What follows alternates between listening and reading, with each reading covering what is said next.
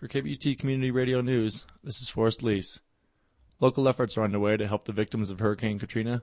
Donations of clothing, non-perishable food items, and toiletries are being accepted. If you would like to donate some items, please call 349-9244 or leave items on the porch at 717 Butte Avenue, Unit H in Crested Butte. A displaced family from New Orleans is in need of local housing for the short term and possibly longer. They are seeking a rental in Crested Butte, CB South, or Mount Crested Butte. The family could also use donations of fall and winter clothing. For more information or to help, please call Michael at 349-2565 or on his cell at 504-723-6397. And national relief efforts are underway to help victims of Hurricane Katrina. To make a donation to the American Red Cross, log on to www.redcross.org or call 1-800-HELP-NOW.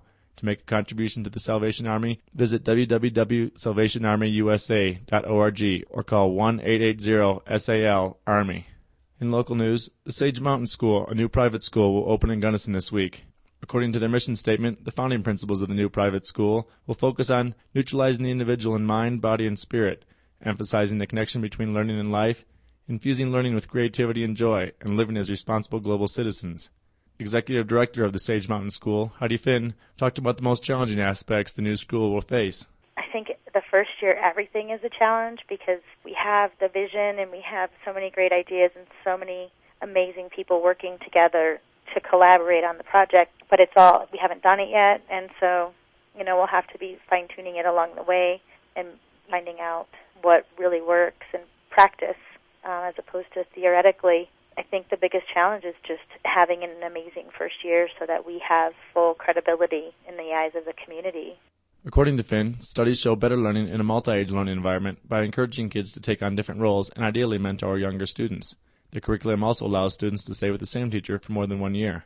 As more and more children's parents are electing to use homeschooling as well as private tutoring, a need for schooling children in other ways than public schools has arose. Many parents feel their kids' needs were not being met within the public schools curriculum, especially for those students who are gifted or simply respond better to a more active style of education.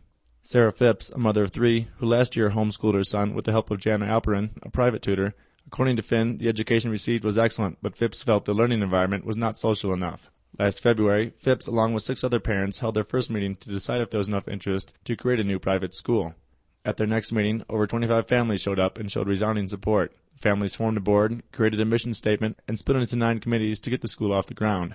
According to Finn, there have been many attempts over the last 10 to 15 years to create charter schools in Gunnison, but none of them have been successful because they are funded by the same money that is made available to public schools, therefore just splitting up the already tight funds.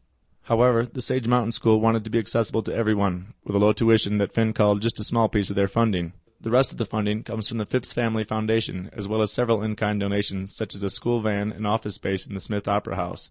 The property and the school itself were purchased and gifted to the school by Phipps. The new location lies at Tamichi and 7th in Gunnison in what used to be the West Gunnison School. Built in 1881, the school has been boarded up for the last 50 years. The building is being restored and will include an addition. This year, the school will have 2 full-time teachers and 20 students. Lori Eggleston will teach 10 students from kindergarten through 1st, and Alperin will teach 10 students from 2nd grade through 5th. Sage Mountain plans to hire more staff as needed to keep a 10-to-1 ratio of students to teachers, ultimately to school children kindergarten through 8th grade. Finn describes the most exciting parts of creating a new school.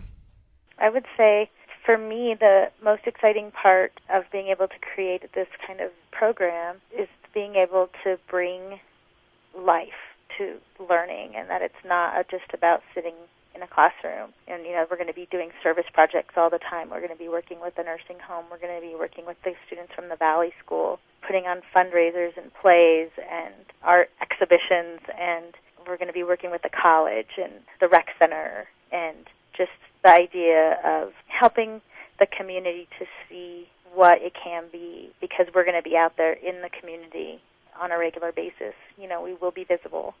And I think that it's really exciting just getting out there, being active and involved. And to me, that's the most exciting part. The Sage Mountain School will begin their first day of class this Tuesday the 6th. For KBUT Radio News, I'm Forrest Lease.